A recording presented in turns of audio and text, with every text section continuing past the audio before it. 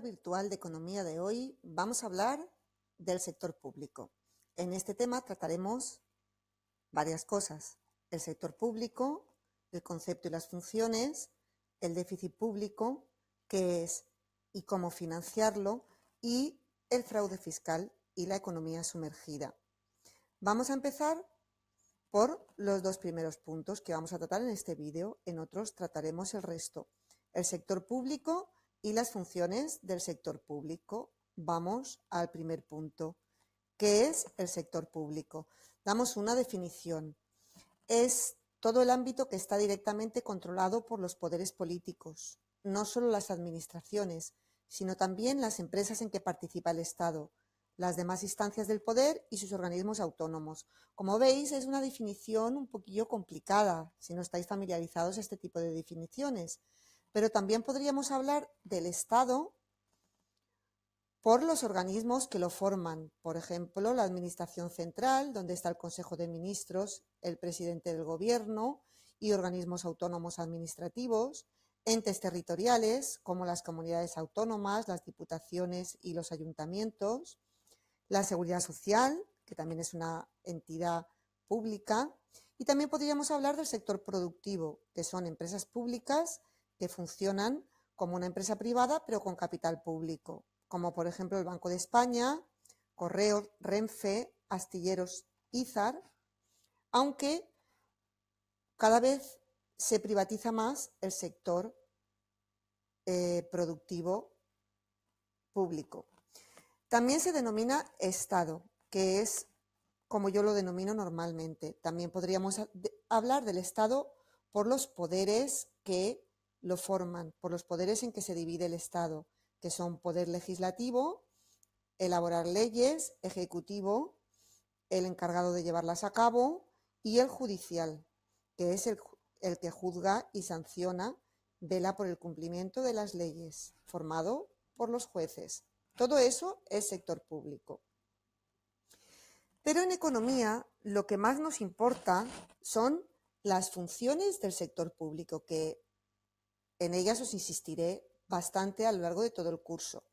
Son 5: función reguladora, función proveedora de bienes públicos, función fiscal, redistributiva y estabilizadora. Tenéis que saberoslas y dar una pequeña definición de cada una de ellas. Reguladoras. Reguladoras, además, por el nombre lo podemos ver, regula, es decir, elabora leyes. En el ámbito económico, leyes que controlan la actividad económica. Por ejemplo, leyes antimonopolio, leyes fiscales, las leyes que regulan la constitución de las sociedades, como la sociedad anónima y la sociedad limitada. Proveedora de bienes públicos. ¿Qué significa eso? Significa que el Estado también oferta bienes a los ciudadanos. ¿De acuerdo? Bienes públicos. Podemos hablar de los ejemplos de bienes públicos. Por ejemplo, pues la defensa nacional, también la sanidad o la enseñanza, también el transporte público. El Estado suministra estos bienes porque son propios de su función, como la defensa, o bien porque tienen un interés social y la iniciativa privada no los cubre, ya que normalmente son deficitarios, tienen más gastos que ingresos. Función fiscal, ¿qué es? Pues establecer impuestos, como por ejemplo el impuesto de IRPF, impuesto sobre la renta de las personas físicas, el IVA, impuesto sobre el valor añadido, y el impuesto de sociedades. El Estado tiene que recaudar impuestos para poder hacer frente a los servicios que presta, que oferta a los ciudadanos, que no se los cobra. Función redistributiva. ¿En qué consiste? Pues consiste en intentar que exista una distribución más equitativa de la renta. ¿Cómo lo consigue? Pues intentando de alguna manera recaudar más impuestos de los que tienen más y ayudar un poco a los que tienen menos. Por ejemplo, el establecimiento de un salario mínimo interprofesional o las prestaciones por desempleo. También las tasas progresivas del IRPF. Esta función redistributiva, cuidado, porque normalmente cuando la explicáis mal, dais la sensación de que estamos en un Estado que reparte dinero entre los pobres. No es así.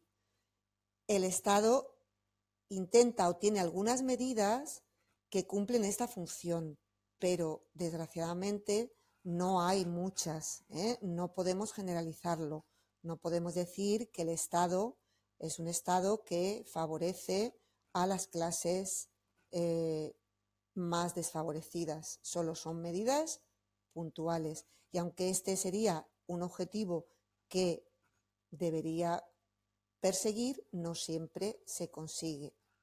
Función estabilizadora. La función estabilizadora consistiría en intentar suavizar las fluctuaciones de la actividad económica, por ejemplo, reducir el paro en las fases de recesión y la inflación en las fases de expansión del ciclo económico. La función estabilizadora, sobre todo, de alguna manera, influye cuando estamos atravesando ciclos económicos pronunciados y trataría el Estado de alcanzar un crecimiento económico estable. Bueno, pues esto es todo por el momento. Seguiré explicándoos más cosas en los siguientes vídeos. Un saludo a todos y a todas.